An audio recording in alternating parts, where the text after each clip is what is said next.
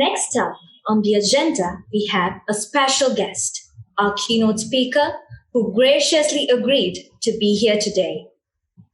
We are beyond honored and delighted to introduce to you our keynote speaker for today, a trailblazer in her own right, Mrs. Kasturi Chellaraja Wilson.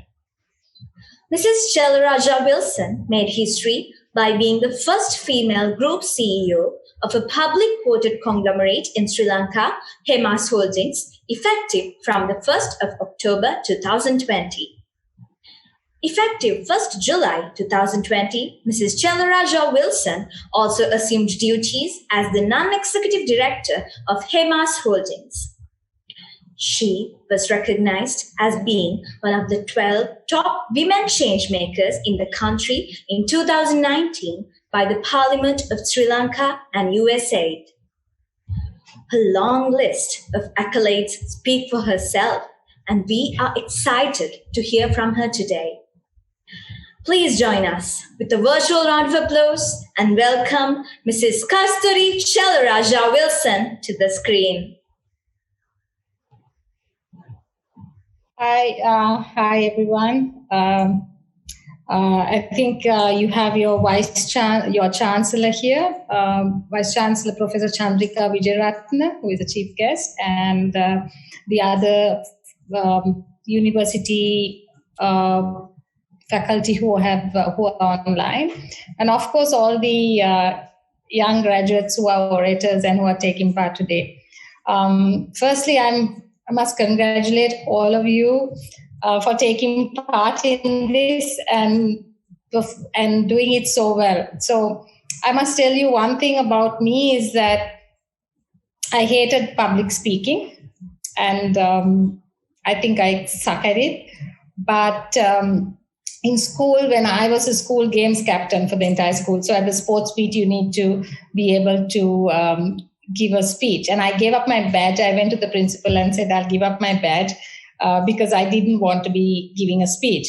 So that's how much I didn't like it. And fast track, about so many years later at Hemas, I started the Toastmaster, and I actually thought I'll benefit by it, and I've started it. After 2 rounds, 2 days, I said, look, I'm giving up because I found that so difficult. So seeing all of y'all, I think y'all are amazing and y'all are bold, and I think it's amazing that y'all can do this. So I was thinking how I should address you, and I really am struggling how to speak because it's a virtual thing and I can't interact, and generally I speak better when I interact with people. So I'm at the moment in Kogala. I had promised to come out with some friends, so I've managed to get some signal in the admin room of the hotel. So I'll start about a journey, because you all are young and you all are in university. And remember, I guess now more than before, there's a lot of pressure of doing well. And also you all want more for yourself. During our time, yes, people did want careers, but I think the pressure was not too much. So what I'm trying to say is, look, the world will evolve. Don't try to pressure yourself to choose a path, but make sure you focus on being excellent. So with that, I'll try to tell you what excellence means to me and my life story. Excellence it's an attitude. It's not something you will just learn from a classroom, right? It's an attitude. It's a passion you get. Passion of what you want to, whatever you do, you want to do well. It's also the commitment you have. It's a sense of being bold. One thing I've been told wherever I work and whatever role I play is that I'm fearless and I'm bold, but I think that I got from my sports field. And there's one thing I'll urge everybody of you all to do is find your sense, what I call is your USP. Remember, in a hand, you have 5 fingers which are different sizes, right? And different sizes, and they all have a different purpose. It's like a sports team. Each one has to play a role. So you need to figure out what you're good at. Don't worry what your neighbor is good at or what your friend is good at, because each of us has our own unique path. So my thing is why I think I have, I wouldn't use the word succeeded. I've achieved a certain thing in life, or I've got certain roles, is because I'm really passionate of being excellent. B is I'm very comfortable in my own skin. And it takes a lot because with society. So if you look at my childhood, I came from a very middle class family. I had a sister and me, and we had a house in Vallabhata that was a property my father's inherited, and we had a roof over our head. But beyond that, money was tough because my father didn't work. He used to be an alcoholic. And then my mother was the one who actually did about three jobs just to educate my sister and me. However, as kids, all I remember is I was outside. I was playing, I was in school, I was doing all the sports. And very early on in life, in school, since I was very good at sports, I realized I was valuable, and I didn't become good in sports overnight. So when I loved it, so I really loved it, right? When I loved it, I would, if it's basketball, remember our coach would say, do 1,000 shots, do 1,000 dribbles up and down, turn the ball through your knees, whichever. I would do it. I'd mark it on a book, and some would just mark it and not do. For me, I thought, okay, if I do the 1,000th shot, I would be working towards being the best. So that's what you mean, the commitment of doing things the tough, hard way. And when I'm a Tamil. I was in the Tamil medium. So 1983, during the riots, half of my class, actually not half, 3/4 of my class went off to either Jaffna or Canada or any part out of Sri Lanka, right? And we were left with me and another girl in HFC in grade 9 to form this O-level Tamil class. So we managed to finish off O-level, and I wanted to do, so I didn't have an ambition. I'll be very honest, right? I didn't have an ambition, but I liked the subjects. I knew what subjects I was good at. So I was good at math. I was good at science.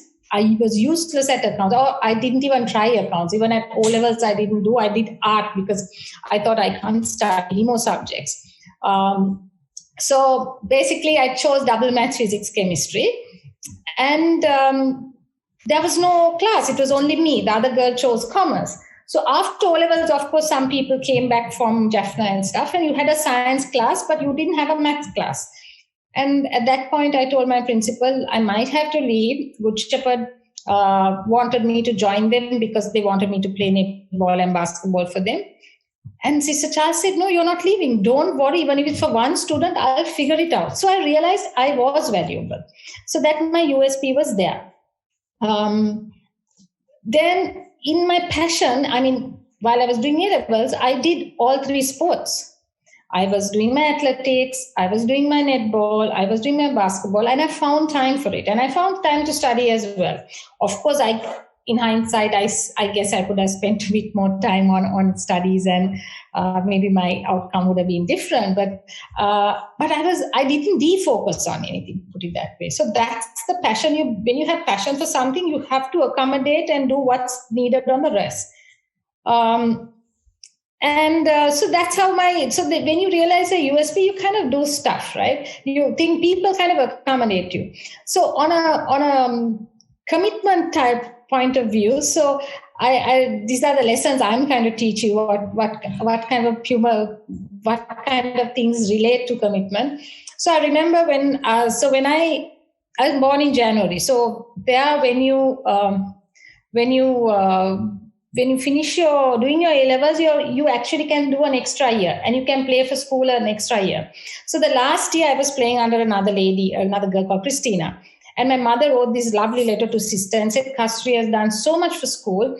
Can you please allow her to study? And I thought, okay. So my principal asked me, what can you do, Kasturi? Because the netball coach also was very old and sick.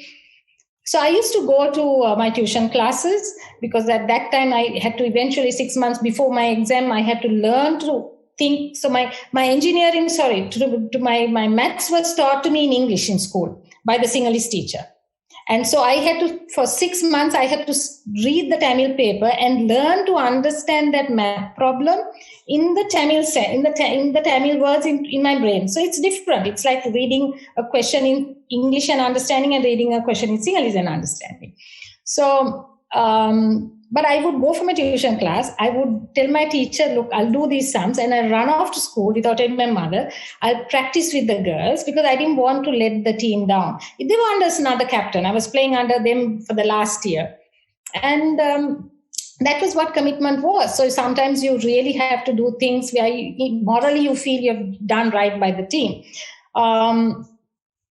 So, and one time you need to also be bold. You need to stand up for yourself. You need to, you may be feeling you're timid, but in you have some boldness. So, again, in school, one time when my games teacher was actually sick in hospital, I had, as a school netball captain, I had to train all 3 teams to take part in the district tournament. And the old girls would try to come and practice, and that was good. But what was not good was there were 2 old girls who were really scolding and disrupting practices. So I went and told Sister Charles, if you want me to take the practices, please ban the old girls from school for these 3 months, because I can't control them, but they're disrupting practice. And of course, I was not the favorite of the old girls, but Sister Charles did agree, and we did win our tournament. So fast track, when I finished A-levels, within the first week, I got a postcard from this audit firm to play netball for them and recruit them.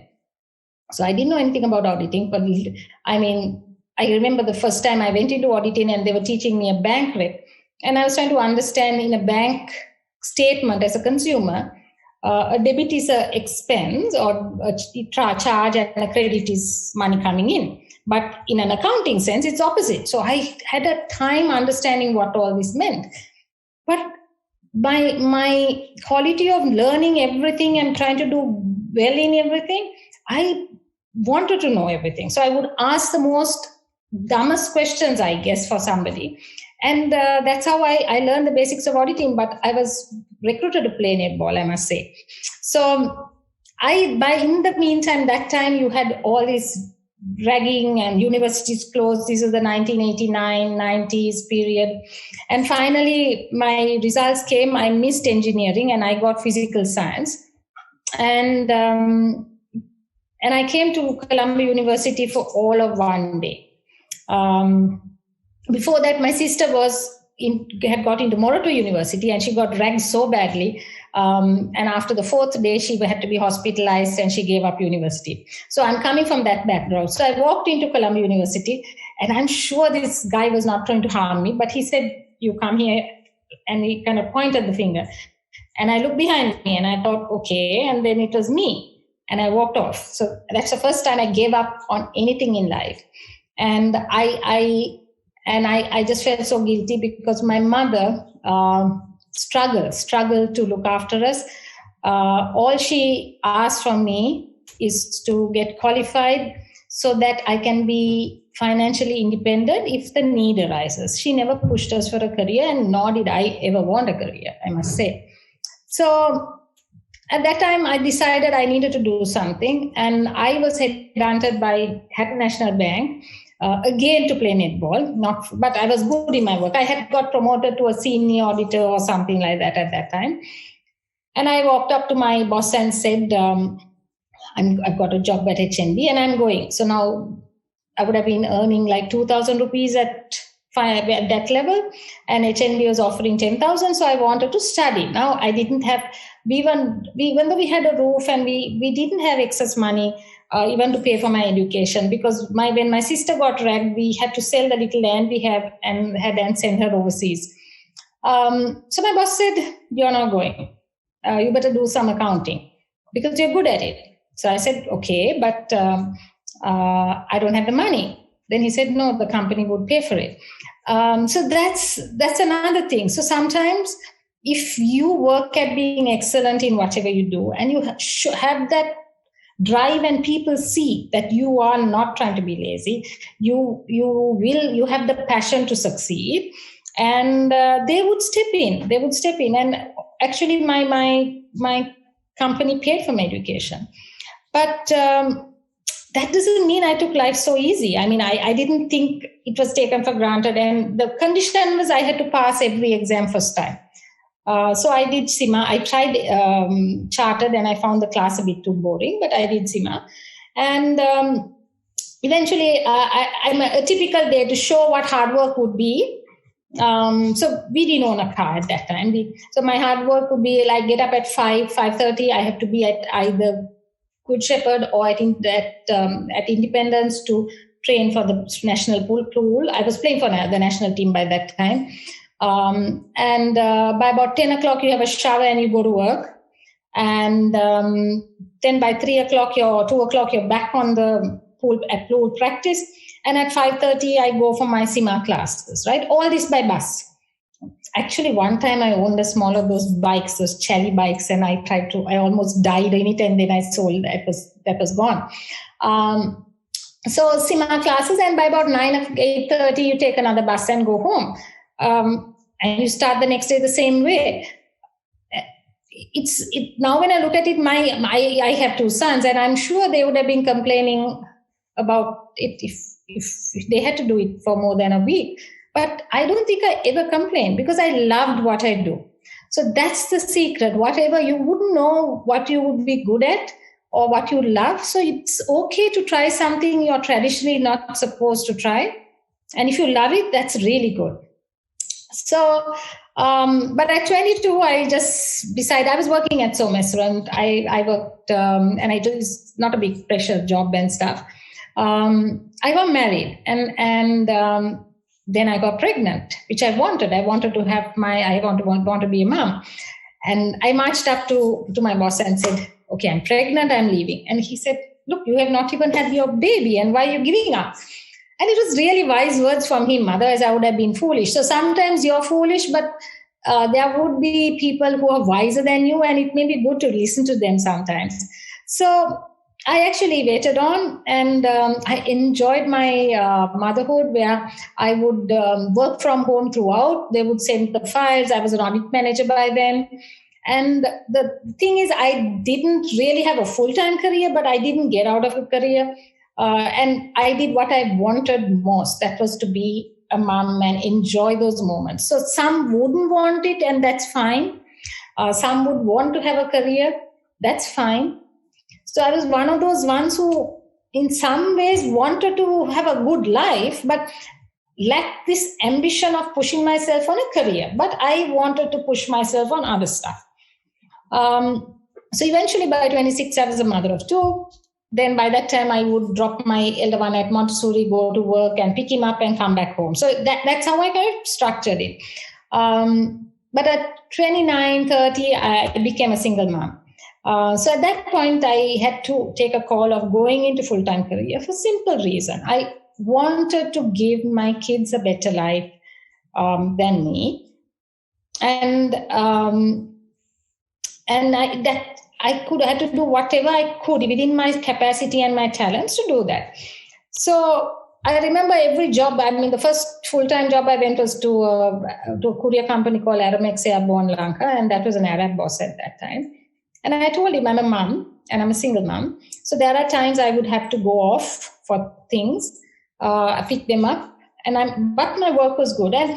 And it's not words. So that's what I want to tell you. When you're committed, it's not only words. It has to be action. So I remember that time we were going through automation. I would go pick my kids, put them at home, feed them, or watch their homework or whatever. And that's around 3 o'clock. But then at 7 o'clock, I'm back at office. And I'm doing all the work, and the automation was seamless. And it was... So they realize the commitment. And I remember another thing is that there are things which when they say you can't do. So when the automation Sri Lanka, they said they can't do automation Sri Lanka because nobody knows how to move such a manual system in. I said, no, we can do it. Because remember, doing auditing without knowing the double entry was good, because I had to learn it from every essence of a double entry, the practical side, which really helped me a lot. So whatever you all are doing, I would urge you all to ask questions, understand the underlying drivers, whichever career you all do, because that what helps you to ask the right questions later. So going forward, I worked there for 3 years, and I then went to Confifi. Confifi, I worked as a financial controller. My job lasted only 1 year. I walked out. That was the only time I walked out from a job without having another job, because I didn't like the value system. And I told them in 1 year, in 6 months with the job, I said in 1 year I'm walking out. It was a gamble I took, and I don't think I would have done that if I was more mature. I would have found another job and gone. But I think there was a God also who had been protecting me right across. So, and within a week, I got the job at HEMA. So that was the point I always remember, because remember, you have to be true to your values. Don't compromise stuff because there's pressure and you. But how you take action about it is something left to you. But through my life, I always knew what makes me happy or what makes me fulfilled. That doesn't mean I was not happy. I would have been unhappy many times. Remember, in social society, I'm mindful there are boys and girls here, but our society is brought up in a way that a divorcee or a single mom is not looked in favorable eyes, and it's like a stigma to go as a divorcee. So you go through that. I went through that, and I mean, in some ways, I would say I'm Kasturi, and then they'll say, "Okay, and what does your husband do?" And I'm like, for a moment, I used to even stop to think, do I say I'm divorced and just get this stigma again from people? Then I take a deep breath and say, I'm divorced. And then the next thing is, I'm so sorry about it. And I'm like, no, it's okay. Don't be sorry about it. But so that's society, sometimes in good intention, sometimes, but it's tough on you, right? So I joined HEMA's in 2002. And I'll quickly take you through my career there. So I started in finance. That was my core and what I was good at. But I must tell you, it's not the most exciting job. It can be boring. So in finance, from finance GM, I got promoted as a director of finance. Then in 3 years, they told me to set up shared service for the entire group. So that became my first group role. Then I did that. But setting shared service means you have to make yourself redundant quickly because they have to run independently. So secret is I learned very early because I needed to make my people who worked with me better than me and to work independently so that I would go back home to my kids early. So I had an inner thing of my kids were the first thing. They were the most important thing in my life. So I would work. I needed this salary. I would be grateful to the company who gave me that job. But I'll make everybody work much more efficiently. So I'll teach them, I will guide them, I'll give the credit to them because I don't need any credit. And I would want to go home early. So I was one of those they knew who would work late. I would be running off by 4 because my work is done. And if somebody says, why did you work late? I said, I don't want to be inefficient. If I'm waiting late till 7 or 8, something is wrong with the way I'm doing my work. So from there, they put me into running after shared services. I went and told my boss I was a bit bored. And they told me to run the group IT and process for the group and shared services. So they gave me 3 areas. And I'm not an IT person at all. I would barely know if computer crashes, what's happening inside that. But my boss told me, that time Hussein was my boss. He told me, Kasturi, you know what? You have such a good business sense and you see things through. Why don't you get IT to work for you and get the business benefit? So which is true. Now, if you see global companies, very few CIOs are techies. They are business people. But that was what was given to me. And really, I didn't see my talent. He did see my talent and he pushed me. So the thing was you needed to learn to work with people who were better than you or more technically qualified. I didn't know. So that comfort. So you don't need to, when you grow in your leadership, you need to believe that you should be confident enough to be okay that the people who work with you might be better than you in technicality. And it's not you being better or them being better. There is a structure, and you need to learn to respect them and work with them. So that was my job as CPO. Then I moved. The first business role in 2011 was to go as the MD of transportation sector. That was overlooking maritime logistics and aviation. And that was something I was like, I have never run a business. And remember, that was and for me, moving from a functional role, that is like finance and IT, where you can go home and not worry about things unless the computer, disaster is happening.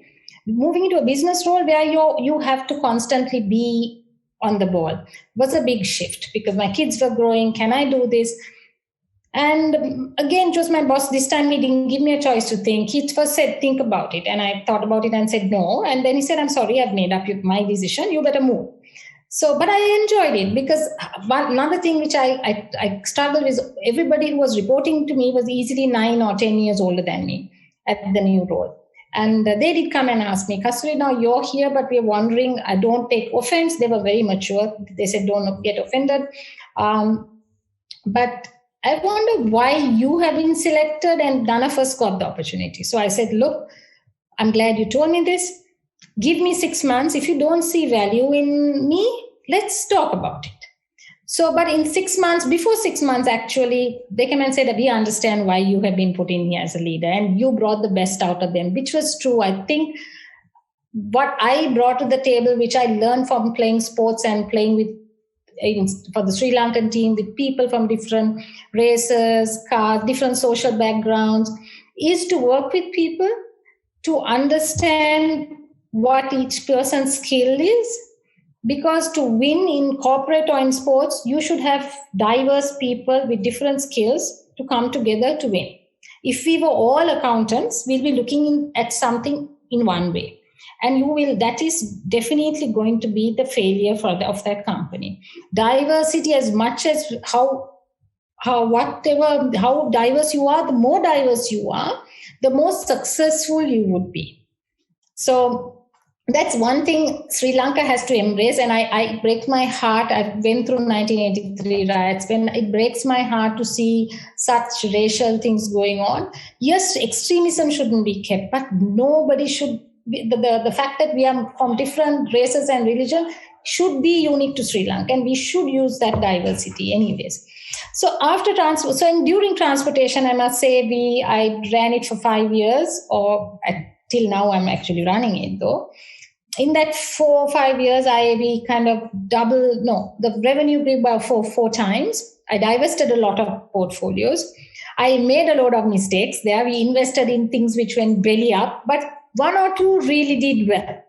So remember, it's not that, and I had the license to make mistakes. So Hussein said, up to 100 million, you can make mistakes. That's your way of learning. So I would have lost about 40 million in that process. But from the other 60 which I invested, that grew a lot. So that was what we did. Then during that time, whenever they looked at so one other reason they gave me transportation to say was that you do these employee engagement scores, right? And that was one of the lowest in the group. So within 2 years, that became the highest in the group. So in 2016, they wanted me to take over pharma. Again, the same problem. It was the second biggest for the group, but it had a highly disengaged team. And so I've run pharma now for 4 years. In 4 years, we have doubled the revenues. But the biggest thing is I feel the team has really become good leaders and they run it. I think for the last 2 years, I was hardly in my seat too long because I was either going into Harvard or back. But the joy I get seeing people being their best selves and being leaders within themselves is like amazing. Yes, I became redundant in the process. I used to laugh and tell my boss when they said, go to Harvard. I said, yeah, for 1 year, when I keep going and coming every 3 months, I won't have a job. But you know what? Each time I made myself redundant, I got another job. So that's another thing. Don't protect. I mean, it's good for you all to teach people and make your job redundant so that you can open up to do something better and bigger. So now I'm at the moment I'm doing my deputy CEO role for the next 2 months, and hopefully, as they say, I take over on the 1st of October. But that's on my career. I just like to give a quick thing about leaderships and how you all will change. Look, remember when I used to, so you can't influence and change people when you grow. Not too much. In different ways, you influence and change. So when I used to be the director of finance of one company with 15 attempters, it's easy. So whatever my way I thought, I could teach people. Those 15 people were easily accessible. They could be trained by me. I had the capacity because it's only 15, right? So when I moved to lead at shared services, I had a team of 40. I couldn't do the same thing. So at one point, you teach them the values of what you want them to do. You teach them the attitude you want them to do. And as a leader, when times get tough, then you go in front. You lead from front when the times are tough. If not, you should be okay. I'm okay to let go and let them lead. So when the teams get bigger, you need to learn to move back and let teams lead themselves but know how to guide them. So when I moved to, I remember when we were setting up shared services, there was this one company, the FMCG company. So the model of shared services, you try to bring all the process into the center and you make it efficient. So we had 120 odd people in finance. We brought it down to the center with 30 people, and we had another 10 in the businesses. So when you bring companies one by one, the last company gets the least amount of people coming in. So we needed 2 from the biggest company, FMCG. And there was an Indian CEO there called Debu. So myself and my CEO said, we only want these 2 people. And he said, who are you to tell me what you want? I don't want to go into shared services. We are not going to do anything like that. You can take your shared service and go. So I said, okay. I came back. Of course, we were very upset because I was not used to being people shouting at me, but came back and then I told my team, look, let's be better than anything. Let's be excellent that one day they'll come and beg us to take it from them. So much so that not even 6 months later was the 31st March year end. And we closed the group on the 5th working day, and they were on the 20th working day, they were struggling. And then they would call me and Kasturi, can you help us to do this? And can you take over for our FMCG? So sometimes when you're excellent, things come back. But in this whole journey, I grew as a person. So I was a person who was very, I wanted things done. Because I needed to go back home and I had another life, I wouldn't waste time in kind of talking too much and stuff. So in some ways, it came out a bit more aggressive.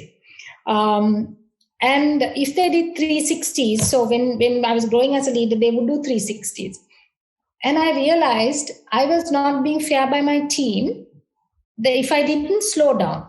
So when I think fast and I'm making decisions for them, it may be successful for that moment, but I was not teaching them to think, which was wrong. So I had to be trained and coached to actually let go and let free thought happen, even if it's the wrong thought. Try and shape the thought so that they get trained.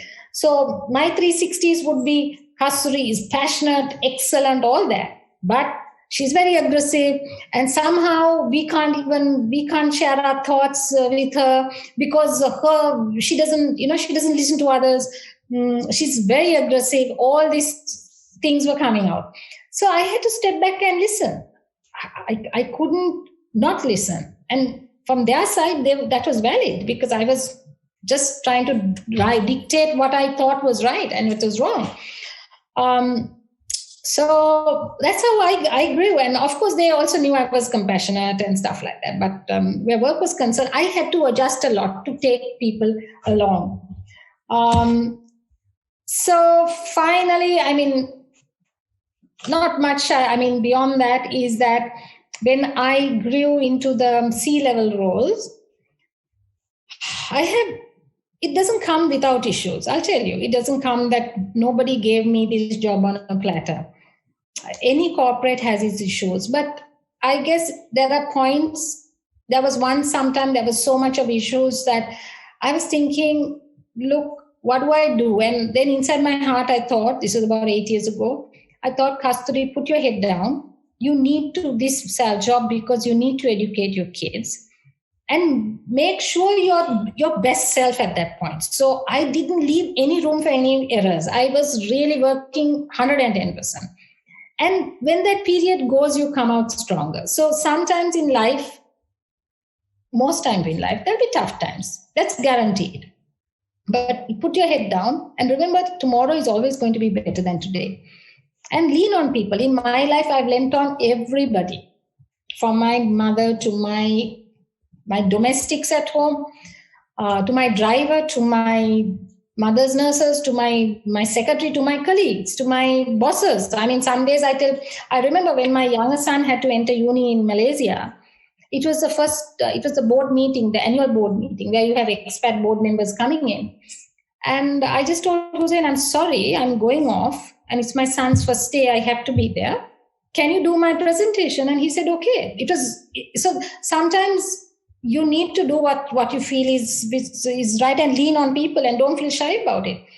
So my whole life is that I leant on people and I may not have come from I wouldn't have come from a very, very wealthy family, but eventually people helped me to succeed in whatever role or whatever I've done. So, and you can see I've moved from maths to finance to process to business to everything, pharmaceuticals. When I took over pharmaceutical industry, I spent a lot of time learning. I learned about the industry. I read about the industry. If I go for a meeting, I would be downloading and preparing myself because that conversation you have with that person has to leave a lasting impression. And don't ever go unprepared for any meeting. The smallest of meetings, you need to get prepared. That was a discipline I always had. So that helped me so that the principals would say, Kasturi, you know so much more than the others. And it's just because I took the effort to learn. And I didn't do my MBA. I didn't do it because one was, I couldn't afford it when my kids were studying. And secondly, that was my time I would spend with my children. But 3 years ago, I did go to Harvard for 1 year. I did go to Harvard. I mean, it was like every 3 months, I would go for 6 weeks or something and come back. But I enjoyed it. So, there is no rush for you to finish everything when you're in your 20s. But the life is opened out to you. And when you stand today, you won't know what you're going to be when you're 40 or 20 or 30. But you know one thing, whatever the world throws at you, you have this strength to take it and make it your own. I mean, if you can't control it, don't stress out. There will be so many times you can't control things which come to your way. Don't stress out. Just learn how to navigate it and go forward. So that's my little speech to you all. And I can't even see a reaction. So it's like I have spoken and listened to myself for 40 minutes, which is not really easy. Did people hear it? Yes, we did hear it, Mrs. Wilson. Oh, relief. It's like I was a monologue for 30 and it was like very tough. I would love to come and see you all personally and talk. That way I'll be more comfortable. Thank you, Mrs. Chellaraja Wilson, for those amazing words. We are inspired by you and your strength is so much. We are definitely privileged to have heard from you and learned from you. Thank you from the bottom of our hearts. You're welcome. And congratulations to whoever has won today. We'll be announcing the winner soon, ma'am. Okay.